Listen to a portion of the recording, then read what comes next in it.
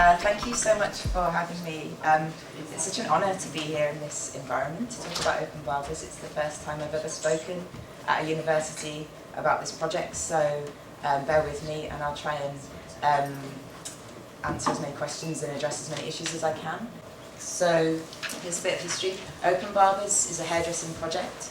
It's led by myself, Greygory Vass, and Felix Lane. We founded the project in 2011. We started life as pop-up events, so we were invited to work on stages in pubs and bars, or we were invited to short-term events. We've actually been to the University of Warwick before, but in the context of a kind of more discussion group.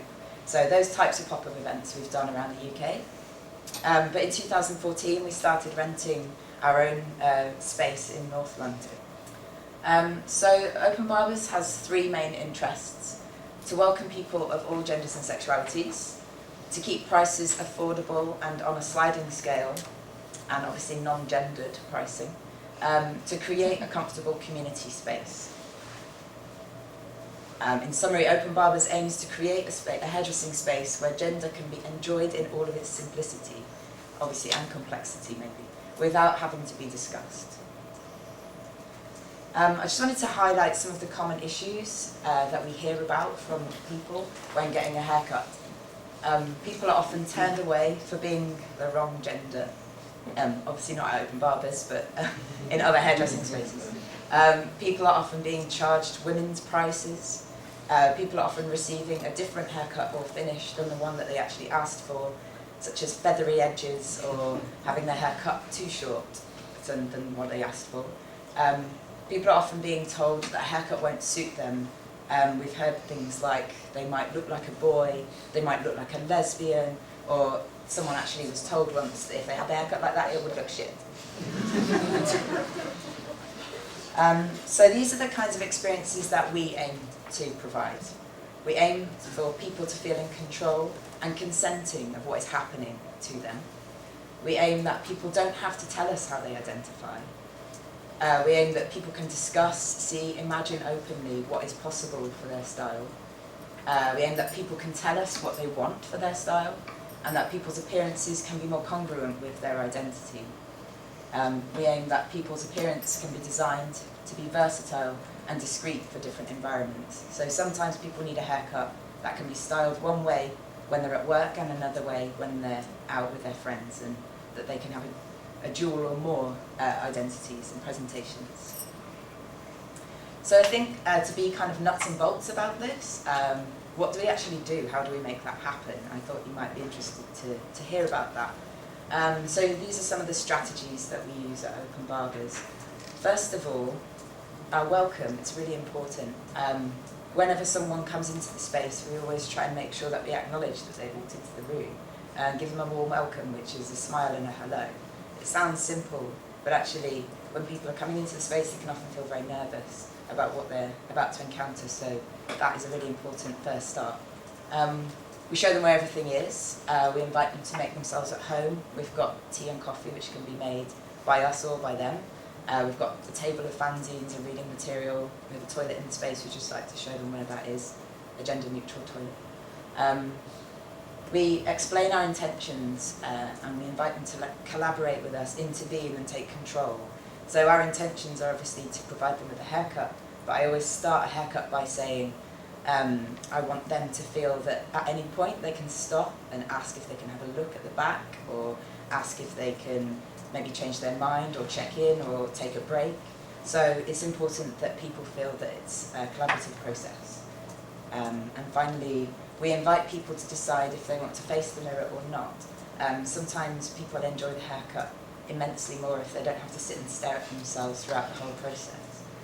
And there's kind of more to that as well, I think, which I can come back to later. Another strategy that we're attentive to is our language. Our online booking system now includes an optional question of what pronouns people use.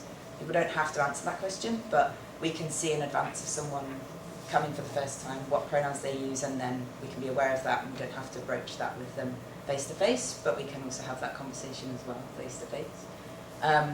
We avoid using the terms masculine and feminine at all, unless a client finds that useful. And if if the person coming for a haircut wants to use those terms, we can try and figure out with them what that means to them, but we don't try and impose those terms on people, because they are kind of meaningless terms anyway. What does masculine hair actually mean anyway? So it's a bit lazy. Instead of that, we like to use more descriptive terms, like bristly and soft and uniform. So I use the term uniform when I talk about using clippers. I describe that can make your hair more uniformly cut. So if you like that look and that feel, then that's quite a useful word. Textured, big, precise, natural, or scruffled, which is a word I just made up. And actually, we all seem to know what that meant, so that was useful. And then our manner. So attentive to that, we don't assume that people want to talk when they're getting a haircut. We never talk about holidays, unless the client wants to. We never take holidays, so there's nothing to talk about. We don't assume that people enjoy being touched or want to use our products. So if we're offering to wash someone's hair, if it's useful for us to have wet hair, we don't necessarily assume that they want to have it shampooed, because they might have their own products that they like to use at home, and we don't want to assume that they would want to use ours. But also, some people really don't like being touched by other people, and as much as that might have to be something that has to happen, we might try and minimise that, or at least be sensitive to it. We're careful that our questions don't carry normal or expected answers in their intonation. So, for example, if I was to ask somebody, would you like to have it cut really short or really long? In a kind of like using body language that implies, of course you wouldn't want that, but yeah, but of course I'll give you an option. So we try to just be really neutral in the way that we ask questions, and of course any answer is acceptable, and if that's what they want. And then we take our time. We always have minimum of 1 hour long appointments, sometimes an hour and a half, and my timekeeping isn't great, so sometimes clients have to wait for their haircuts, but that's because sometimes people just need more time. We've had times where people need to talk for about half an hour before we start the haircut. We've also had times where people need to take a break in the middle because they need to have a cigarette, or they need to just have a bit of time out. So it's really important that we don't make this a hairdressing service that is kind of in and out, because that just doesn't work for people. It increases the anxiety. So finally, strategy, the space. We have photos around the space of our own clients. We make high use of the visuals to help articulate what people want. So the length of the hair, the finish of the hairline, like here, or also the back hairline. Instead of trying to use words to describe that, we might just point at a photograph and say, would you like it to be finished like that or like that, or something in between? And that just immediately gives people a much clearer idea of what you mean. And we have a homemade lookbook with a wide spectrum of appearances represented, which we printed out for the internet. We're on volume 1 at the moment, but we have many volumes of the lookbook. So these are some kinds of examples of the sorts of images that people might find useful to point at and say, can I have it that kind of short, or that kind of long, or that kind of asymmetrical, or so on. Just I kind of touched on it before to do with taking time and language, but we often experience that there's a lot of emotions happening in Open Barbers.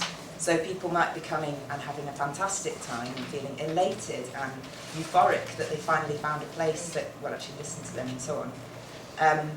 But also we find very alternative different types of emotions. So sometimes there's a sense of anxiety, there's a sense of nervousness. Because what's happening in that space is people are going through a kind of transformation. Sometimes that transformation is very slight, but sometimes that transformation is much more significant and major, and it might be the first time that this person has gone from a haircut that they've had for a really long time to something new. And in the process of that transformation, especially when you're looking in the mirror, you might not be looking like, or you might be worried that it's not going in the direction that you want it to go in, or you might see yourself with your hair pinned up in a way that reveals quite a lot of you, and so it can be quite a revealing process. So we're aware of that. And this transformative phase in which we're all part of in the hairdressing process kind of brings out quite a lot of experiences and a lot of processing that is happening for us as well as hairdressers, as much as the client. So I just kind of wanted to acknowledge that, because I think it's easy to talk about Open Barbers as this really positive thing and this really celebratory thing, but it's also quite a difficult experience for some people as well. And we're sort of still learning how to manage those situations. And so far we haven't had any bad situations, but we have had kind of moments where we've really had to be careful and sensitive with people. So that's also part of the experience. So I'm going to kind of end, if that's okay, with a little film, 2-minute film that we made with some of our clients. Hopefully